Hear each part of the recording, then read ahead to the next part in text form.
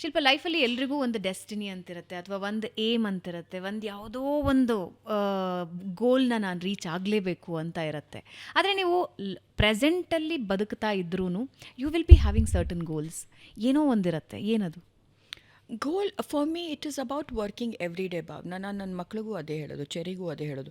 ಅವರು ಇವಾಗ ಹೇಗೆ ಅಂತ ಹೇಳಿದ್ರೆ, they know that working every day is important ಅಂತ. ಅದನ್ನು ನಾನು ತಲೆಯಲ್ಲಿ ತುಂಬಿಸಿಟ್ಟಿದ್ದೀನಿ.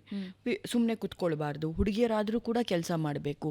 ಹೂ ever your father is, whoever your mother is, ಕೆಲಸ ಕೆಲಸ ಮಾಡಲೇಬೇಕು. You have to earn your own money ಅಂತ ಇದನ್ನು ತುಂಬಿಸಿ ನೀವು ನಂಬಲಿಕ್ಕಿಲ್ಲ. ಮೊನ್ನೆ ವಿಹಾನ್ ನನ್ನ ಮಗ, ಮಮ್ಮಿ ಮೊನ್ನೆ ರಾತ್ರಿ ಬಂದ, ನನಗೆ ಇವತ್ತು ಬಿಸ್ನೆಸ್ ಮಾಡಬೇಕು ಅಂದ.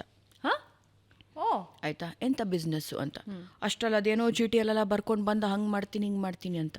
ಬೆಳಗ್ಗೆ ಹೋದ, ಫ್ಲಾಸ್ಕಲ್ಲಿ ಇಷ್ಟು ಕಾಫಿ ಮಾಡಿಕೊಂಡು ಹೊರಗಡೆ ಮನೆ ಮುಂದೆ ಗೊತ್ತಾಗಬಾರ್ದು ಜನರಿಗೆ ಅಂತ ಸ್ವಲ್ಪ ಆ ಕಡೆ ಹೋಗ್ಬಿಟ್ಟು ಕಾಫಿ ಮಾರ್ಲಿಕ್ಕೆ ಶುರು ಮಾಡ್ದೆ. ಆಯಿತಾ, ಬಂದುಬಿಟ್ಟು ಮಮ್ಮಿ ನಾನು 170 ರೂಪಾಯಿ ಇವತ್ತು ಮಾಡಿದೆ ಅಂತ. ಆ ಜೋಶ್ ಸಿಕ್ತು ಅವನಿಗೆ. ಐ ಸೆಡ್ ವೆರಿ ಗುಡ್ ಚಿನ್ನ ಅಂತ. ಆಯಿತಾ, ಸಂಜೆ ಅಷ್ಟೊತ್ತಲ್ಲಿ ಇಷ್ಟು ಬೇಲ್ ತಗೊಂಡು ಬಂದ, ಬೇಲ್ಪುರಿ ಮಾರ್ತೀನಿ ಅಂತ ಹೇಳಿಬಿಟ್ಟು. ಅಲ್ಲಿ ನಾನು ಕಾರಲ್ಲಿ ಹಿಂಗೆ ಪಾಸ್ ಆಗ್ತಾಯಿದ್ದೀನಿ ಭಾವನಾ, ಬೇಲ್ ಅಂತ. ನನಗೆ ಇವನು ಏನು ಮಾಡ್ತಾ ಇದ್ದಾನೆ ಅಂತ, ಬೇಲ್ಪುರಿ ಮಾರ್ತಾ ಇದ್ದಾನೆ. So this is the thing we have like ಇಂಬೈಬ್ಡ್ in them, that ಕೆಲಸ ಮಾಡೋದು, ಬಿಸ್ನೆಸ್ ಮಾಡೋದು, ಕೆಲಸ ಮಾಡೋದು ಇಸ್ ಇಂಪಾರ್ಟೆಂಟ್ ಅಂತ. ಆವತ್ತಿನ ದಿನ 370 ರೂಪಾಯಿ ದುಡ್ಕೊಂಡು ಬಂದ. ವಾವ್, ಬೇಲ್ಪುರಿ ಮಾರಿ. ಇಷ್ಟು ಬಂದರೆ ಸಾಕು. This is my whole idea. You are telling me ಅಲ್ಲ, ವಾಟ್ ಈಸ್ ಮೈ ಹೋಲ್ ಇದು ಅಂತ ಹೇಳಿಬಿಟ್ಟು, ನಿಮ್ಮ ಗುರಿ ಏನು ಅಂದೆ.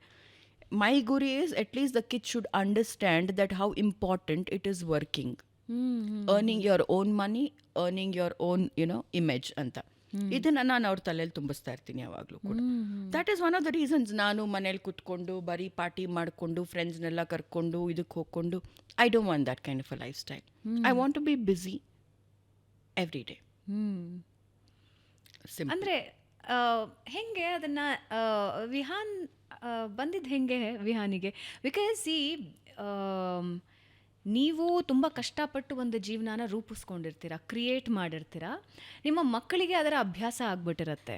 But being a star kid ಅಂತಲೇ ಅವ್ರನ್ನ ಕರೆಯೋದು. ಸ್ಟಾರ್ ಕಿಡ್ ಆಗಿ ಈ ರೀತಿ ಬಿಸ್ನೆಸ್ಸು, ಅಥವಾ I can go and sell a chai road ಸೈಡಲ್ಲಿ ನಿಂತ್ಕೊಂಡು, ಭೇಲ್ ನಾನು ಹೋಗಿ ಆರಾಮ್ಸೆ, ಅದೇನೂ ಪ್ರಿಜುಡೀಸ್ ಇಲ್ಲ, ನಾನು ಸ್ಟಾರ್ ಮಗ, ನಾನು ಹಂಗೆ ಮಾಡಬಾರ್ದು, ನಾನು ಹಿಂಗೆ ಮಾಡಬಾರ್ದು. That is how. ಅದೇ ರೀತಿ ನಾವು ಅವ್ರಿಗೆ ಹೇಳ್ಕೊಂಡು ಬರೋದು. ದೆರ್ ಇಸ್ ನೋ, ನಿಮಗೆ ಯಾವುದೇ ಕೆಲಸ ಮಾಡಲಿಕ್ಕೆ ನಾಚಿಕೆ ಅನ್ನೋದು ಬೇಡ ಅಂತ ಹೇಳಿಬಿಟ್ಟು, this is your money, I have earned for myself, it is not for you guys ಅಂತಾನೆ ನಾನು ಹೇಳ್ಕೊಡೋದು ಅವ್ರಿಗೆ. You have to earn, every human being has to earn their own money. ನಿಮ್ಮ ಕೆಲಸನ ನೀವೇ ಮಾಡ್ಕೊಳ್ಬೇಕು.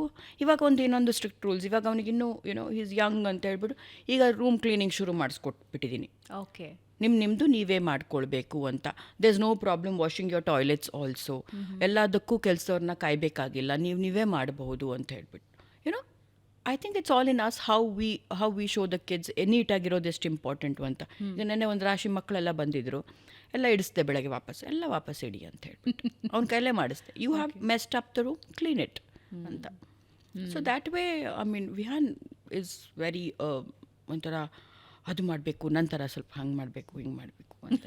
Is very smart.